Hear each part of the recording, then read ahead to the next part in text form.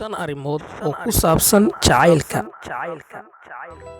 Jacaylku waa dareen iska caadi ah, balse fahamka iyo sida sababta uu u yimaado way adag tahay in la fahmo. Sida dhabta ah, muddo dheer waxaa la aaminsanaa in jacaylku yahay wax fudud, aasaas ah, mucjiso ah, ayna adag tahay in si buuxda loo fahmo. Afarta arrimood ee soo socda waa aragtiyada ugu waaweyn ee lagu sharaxayo jacayl iyo waxyaabaha dareenka ah ee ku lamaanan ka helidda jacaylka. Dhakhtar ku takhasusay cilmi nafsiga oo lagu magacaabo Seth Rubin wuxuu soo jeedin jacaylka ama romantiga uu ka kooban yahay 3 arrimood: waa isku xirnaan, daryeel iyo isu soo dhawaansho. Rubin wuxuu aaminsan yahay in mararka qaar ay dadka dareemaan farxad iyo mahadin ballaaran. Qofku wuxuu jeclaanayaa inuu waqti badan la qaato oo uusan ka fogaanin qofku uu jecel yahay, balse taas ma noqon karto jacayl mararka qaar. Arrintaas waxay noqon kartaa ka helid sida uu sheegay Rubin. Jacaylka uu ka qoto dheer yahay sida waanu ka xamaasad badan yahay. Waxaa qayb ka ah rabitaan iyo isu soo dhawaansho jir ahaaneed iyo xiriir. Dadka iska hela waxay isla qaataan waqti, balse kuwa isjecel way isdaryeelaan waxayna isu buuxiyaan baahiyahooda. Isku xirnaanta dhanka qalbiga ah waa rabitaanka daryeel, is-oggolaansho iyo isu soo dhawaansho. Waa qiimaynta aragtida iyo farxadda qofka kale iyo wadaagidda dareenka qalbiga. Jacaylka naxariista iyo xamaasadda.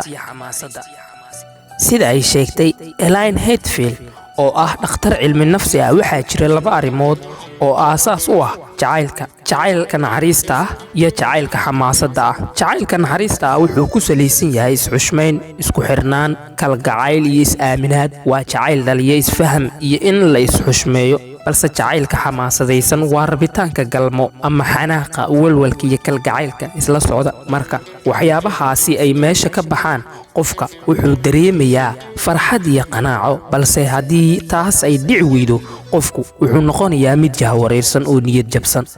jacaylku u samaysan sida taayirka ama shaaga gaariga. buug la qoray sanadkii 1973 oo magaciisu ahaa midabka jacaylka uu qoray John Lee oo cilmi nafsiga ku takhasusay, wuxuu ku sheegay midabka taayirka. Wuxuu jacaylka ku sheegay inuu leeyahay 3 midab oo aasaas u ah, waana kuwan: Eros waa eray ka yimid luqadda Giriigga, micnihiisuna waa xamaasad ama kacsanaan. Lee wuxuu sheegay in jacaylku uu yahay mid jir ahaaneed iyo mid dareen. Ludos waa eray kale oo Giriig ah oo micnihiisu yahay ciyaaraha geemka. Waa arrin ah xanuun iyo farxad, balse aan halis ahayn. Dadka isu qaba jacaylka noocaana go'aan wanaagsan ma lahan, waxayna walwal ka qabaan isu soo dhawaanshahooda. Storge mar kale waa eray Giriig ah oo micnihiisu yahay kalgacayl dabiici ah. Kani waa jacaylka dhex mara waalidiinta iyo carruurtooda iyo carruurta ay sii dhalaan. Sidoo kale waa jacaylka u dhaxeeya saaxiibada. Aragtida jacaylka 3 geesoodka ah. Dhakhtarka cilmi nafsiga ku takhasusay ee lagu magacaabo Robert Sternberg wuxuu sheegay in jacaylka 3 geesoodka uu ka kooban yahay 3 arrimood oo isku xiran: waa isku soo dhawaansho, xamaasad, ka go'naansho ama fulinta ballanqaadka labada dhinac. Isku darka 3dan arrimood waxay dhalisaa noocyo kala duwan oo jacayl ah. Tusaale ahaan, isku darka go'aanka iyo isu soo dhawaanshaha waxaa ka dhasha jacaylka naxariista, halka isu darka xamaasadda iyo isu soo dhawaanshaha uu ka dhasho romantic love.